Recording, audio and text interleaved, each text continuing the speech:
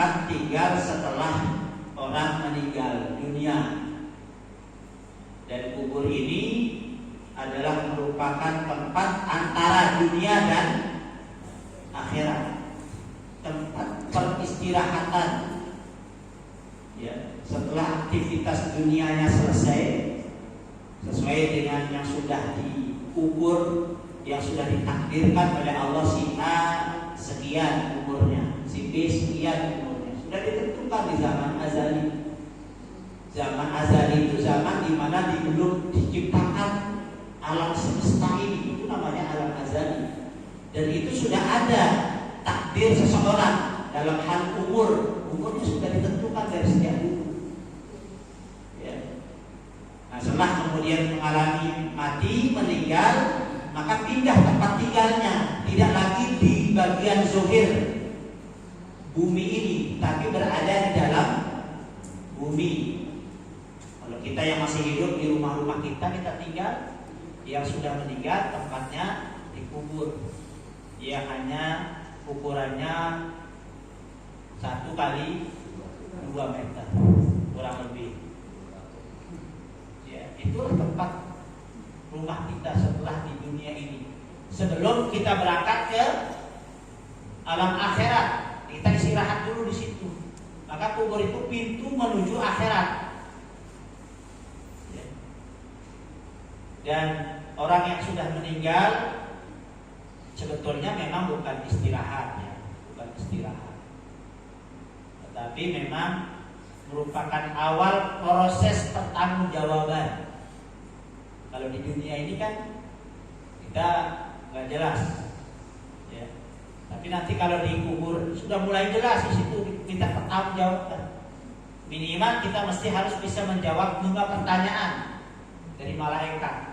Man rabbuka, wa man nabiyuka, wa ma qiblatuka, wa ma imamuka, wa man ikhwanuka. Dicatat tuh.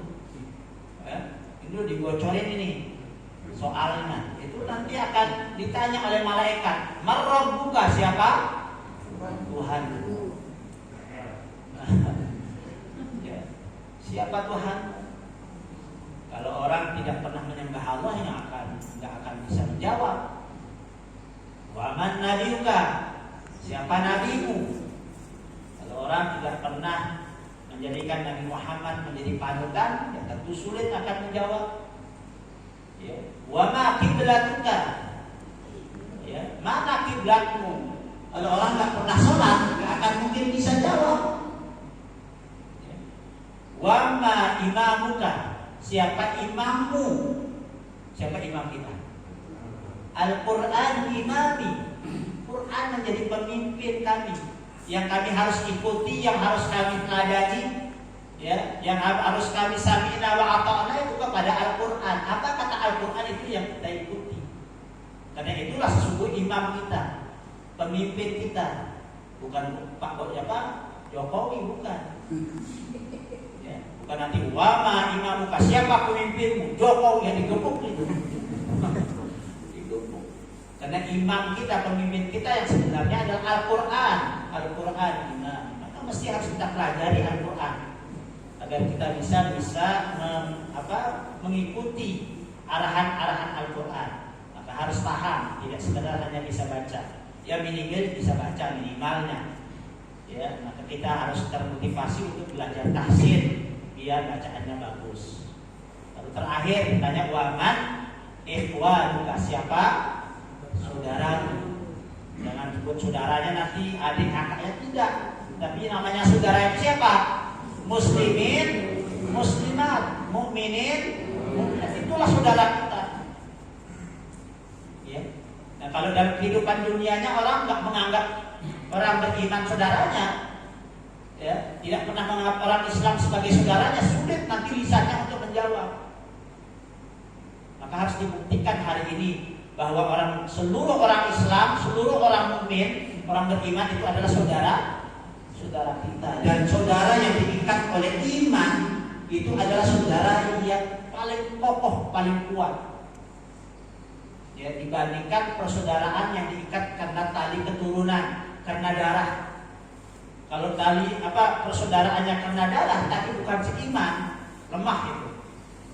Tidak kuat. Yang kuat itu kalau persaudaraan yang diikat dengan iman.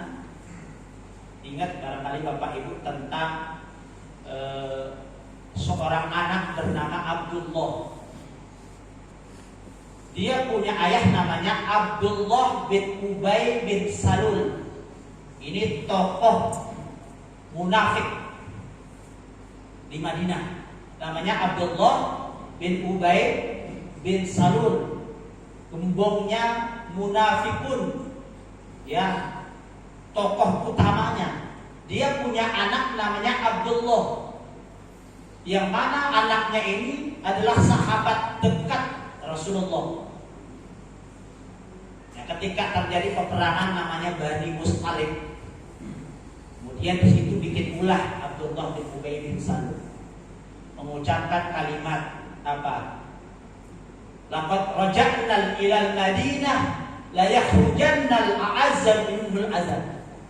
Kalau kita nanti kembali dari Bani Mustalik menuju Madinah, kita akan usir orang-orang mulia, akan mengusir orang-orang yang hina. Yang dikatakan Aizzah menurut dia adalah orang-orang munafik. Kemudian orang yang hina itu adalah Rasulullah dan sahabat. Itu yang bikin kemudian dalam perjalanan pulang ke Madinah itu kemudian ada orang yang mendengarkan kalimat itu dan disampaikan kepada Rasulullah. Dan Rasul belum percaya. Ya, ada namanya Zaid bin Arqam, anak muda baru umur balik, mengatakan, ya Rasulullah, Abdullah bin Ubay bin Salul berkata begini. Kata Nabi, benar enggak? Kamu dengar dengan fasih ya Rasulullah.